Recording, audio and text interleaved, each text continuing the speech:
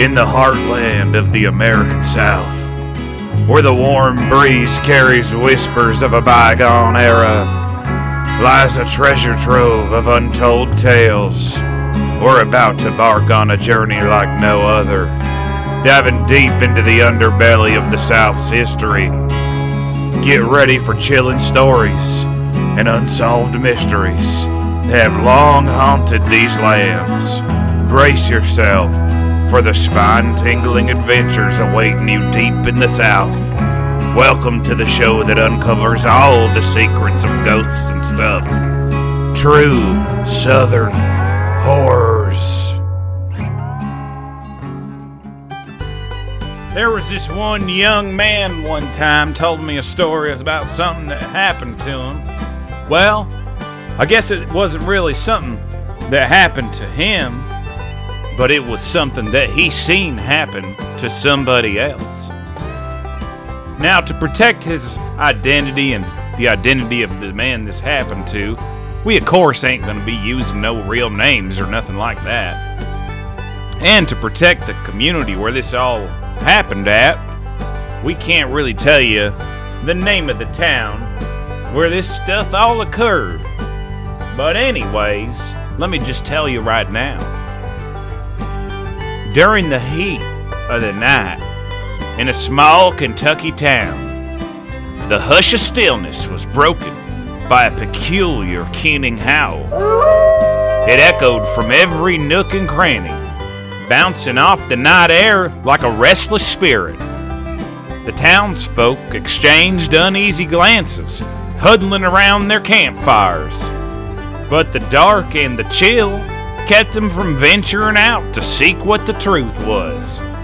Well, the young man, he was recollecting his days of toil at the hardware store. It had been a languid day, with barely a soul passing through them doors. He had done his fair share of odd jobs stocking shelves and tidying up, but the day had lacked the spark of excitement. Now, as he racked his brain trying to make sense of what that eerie howl piercing in the night was, his thoughts drifted back to the monotony of his work.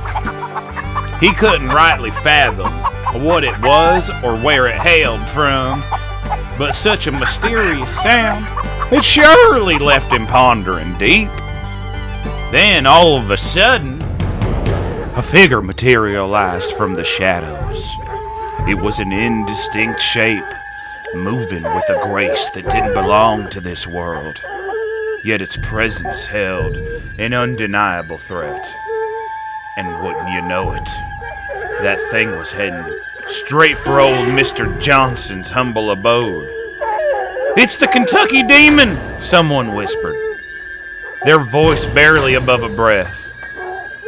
The townsfolk instinctively took a step back, none wishing to be the one confronting such a being. But then, a bold young man stepped forward, clutching a hatchet.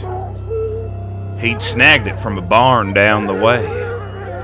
He knew it was up to him to get right in that demon's face. With caution in his stride, he ventured forth, hatchet gripped tight in his hands. The creature stood tall and slender, its face shrouded in shadow, them eyes glowing like fiery coals, its voice low and raspy, drawled out with a peculiar southern twang. "I'm hungry for dogs," it proclaimed, the sound reverberating through the night like an ominous hymn. The young man had heard the tales, but never in his wildest dream had he reckoned he'd come face to face with the legendary Kentucky Demon. Swallowing hard, he steeled his resolve, knowing this here battle would test him like nothing before. Like nothing ever he's seen or did before. Quick thinking became his ally. Seizing one of them town folks' dogs, he used it as a bait, hoping to draw the creature away. Just as he planned, that demon snatched up that dog and bounded into the wood, leaving a path of devastation in its wake. Determined not to let his newfound foe escape justice, the young man snatched up that hatchet and set off in pursuit.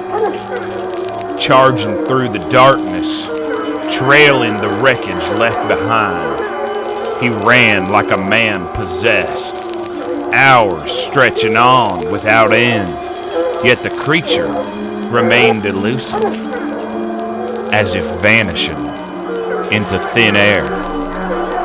The young man started to get tired, and he was looking all around and such, and he seen blood everywhere, and dogs' heads, and dogs' limbs, and even tails of dogs splashing and twitching about in the blood pools. The boy started to finally feel scared for the first time truly in his heart.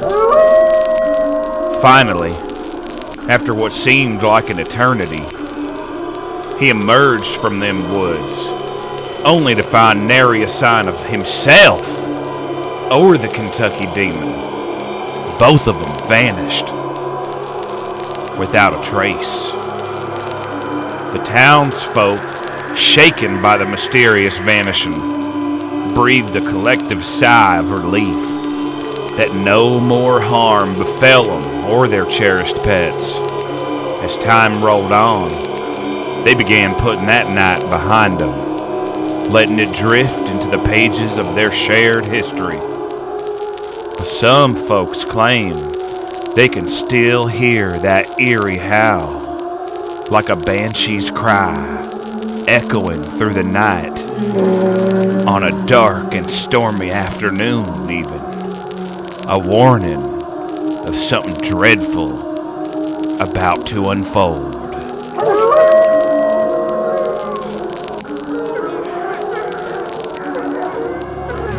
Another bone-chilling tale comes to an end. Now y'all don't forget to like, comment, and subscribe to the channel for more scary and spine-tingling stories, true stories I might add, of the South.